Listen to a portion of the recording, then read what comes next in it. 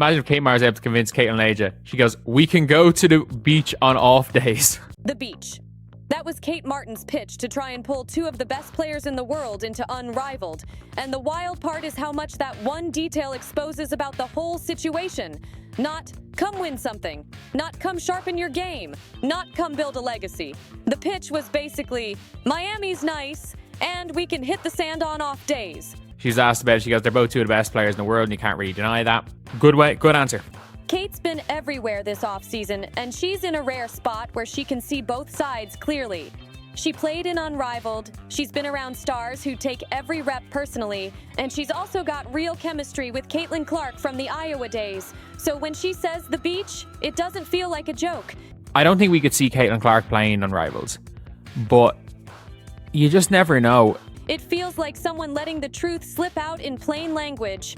Unrivaled is being sold to fans like a serious revolution, but players are treating it like a well-produced getaway with hoops attached.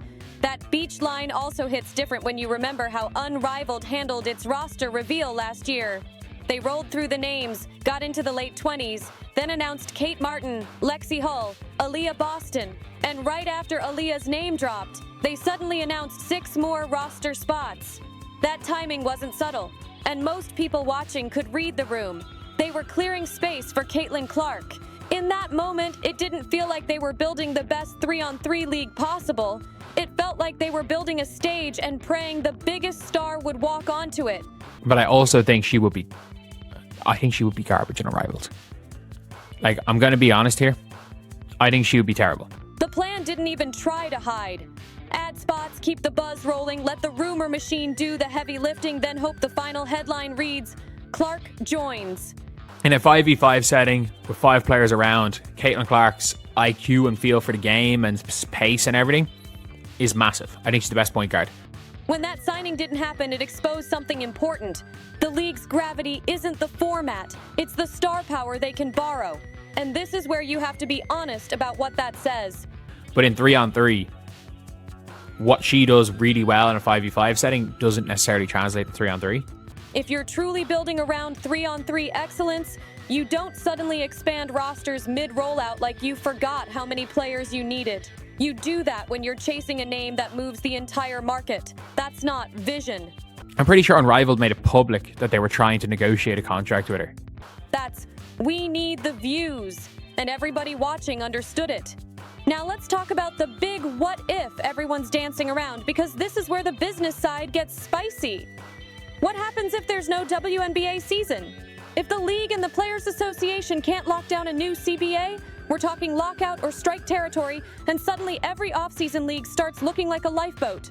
If she pulled a Sabrina and just showed up, not even played, and just showed up to do commentary, like that might be something that they'd be happy with. The question becomes, does Caitlin Clark finally show up to Unrivaled if the WNBA goes dark? A lot of people assume the answer would be yes, because they treat Clark like she'd play anywhere if the spotlight is available. But the real answer is still probably no, and not because she's too good or too big for it. It's because she has been consistent about one thing. She doesn't want to play 3-on-3. She's passed on that format before, and she's made it clear her game and her goals are built for 5-on-5. Unrivaled can have the nicest cameras, the cleanest graphics, and the loudest influencers courtside. But at the end of the day, it's still 3-on-3 basketball. I don't see Unrivaled lasting more than 4 years. The only chance I think on Unrivaled lasting more than 4 years is if they pair it with the WNBA. It's still a compressed version of the sport where the court is smaller, possessions are quicker, spacing is tighter, and the reads you make in 5-on-5 don't always translate the same way. That matters for someone like Clark, because her biggest weapon isn't just range. It's how she bends an entire defense using all 4 teammates. In 5-on-5, her basketball IQ is a cheat code. She manipulates spacing, forces help, drags weak side defenders into bad decisions, and turns half seams into wide open lanes. Her vision isn't just nice passing. It's engineering. It's forcing the defense to choose the wrong answer every time. But in 3-on-3, the chessboard shrinks. There's less traffic, less structure, and less opportunity to weaponize full team movement. That doesn't mean she wouldn't have highlights. She could pull from deep drop dimes and put clips on timelines all day. But the style shift's what gets rewarded. 3-on-3 often leans harder into shot making in tight space, quick isolations, and non-stop attack mode. Players who thrive there are the ones who can break you down in a phone booth, hit tough shots late in the clock, and live in that create something out of nothing rhythm. And here's the business part nobody likes saying out loud. For Clark, playing a style that doesn't showcase her biggest strengths isn't just bad basketball. It's bad strategy. Her brand is built on being the engine of a full offense, the player who makes the whole floor make sense. If she steps into a format that reduces that advantage and turns it into a highlight-only game, she risks flattening what makes her different. That's why the Sabrina Ionescu situation keeps coming up in these conversations, even if people pretend it's unrelated. Unrivaled publicly signaled they wanted Sabrina, and then it didn't happen. The official story centered on health and recovery, which is real and valid. But the bigger question people quietly ask is whether top stars are starting to do the math differently now.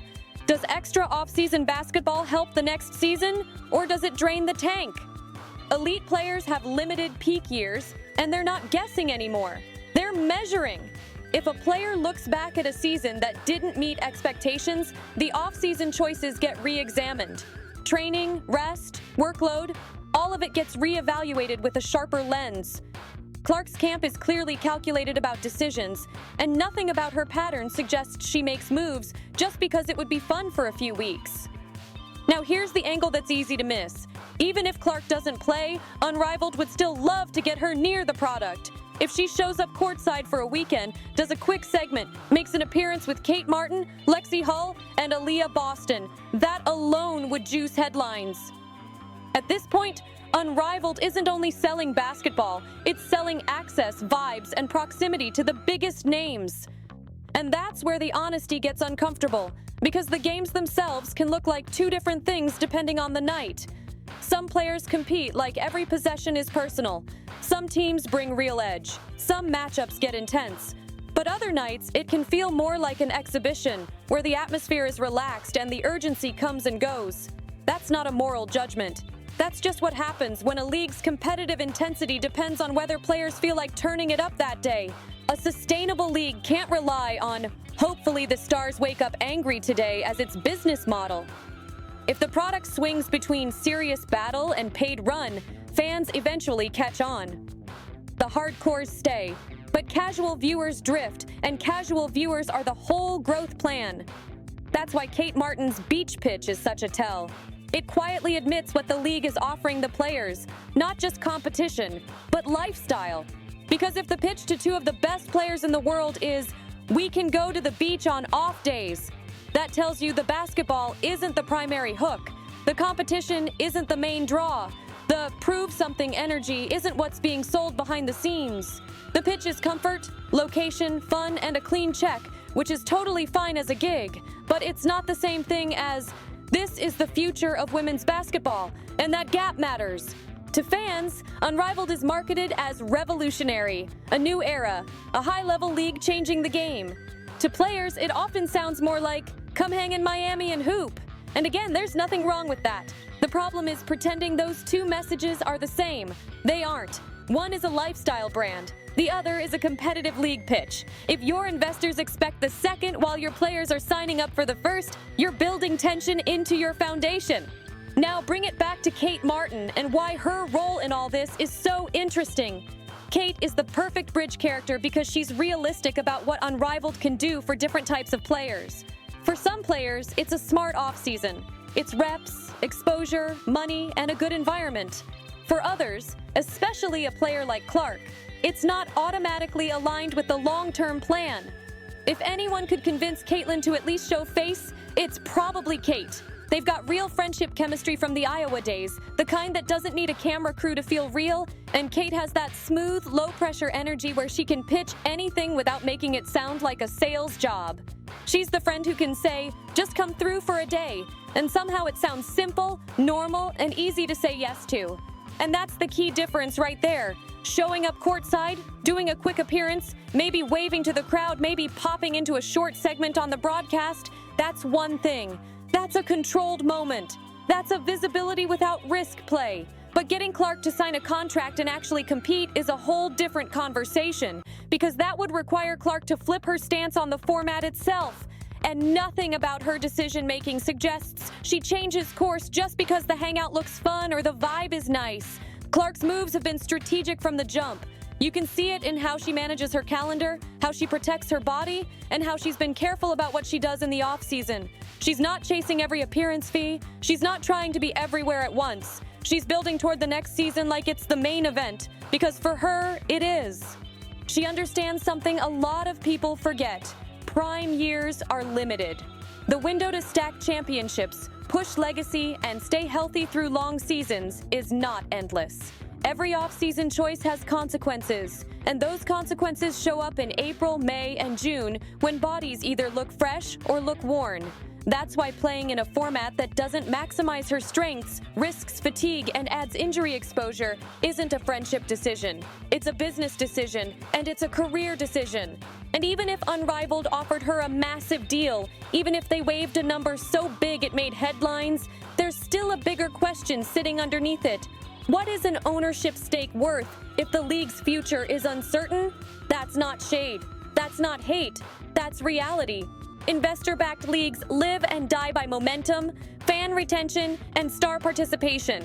They're not built like old-school sports institutions with decades of loyalty baked in. If participation starts to feel optional, if competitive urgency varies night to night, and if the product depends on which stars feel like showing up that week, the novelty wears off faster than people expect.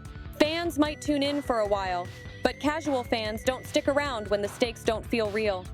They drift, and once they drift, it's hard to bring them back. We've seen versions of this movie before in sports. A new league pops off, gets attention, pulls a few names, maybe even gets a big investment headline, and then the buzz fades because the product never locks in consistent stakes. Big name energy alone doesn't guarantee staying power. A league needs structure, urgency, and a reason for the games to matter beyond it's something to watch.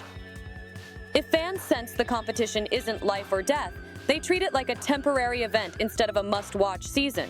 That's the difference between cool to check out and part of the sports calendar. And for someone as calculated as Caitlin Clark, that difference is everything. And 3-on-3 specifically comes with its own challenge. It looks like basketball, but it plays differently. The strategy is different, the spacing is different, and the rhythm is different. Some players adapt quickly and thrive. Others never look fully comfortable. Most players, if you ask them honestly, would choose 5-on-5 if all options were equal. That's not disrespect to 3-on-3. It's just acknowledging what the sport is built around. So when Kate says we can go to the beach, she's accidentally being the most honest marketer in the entire Unrivaled ecosystem.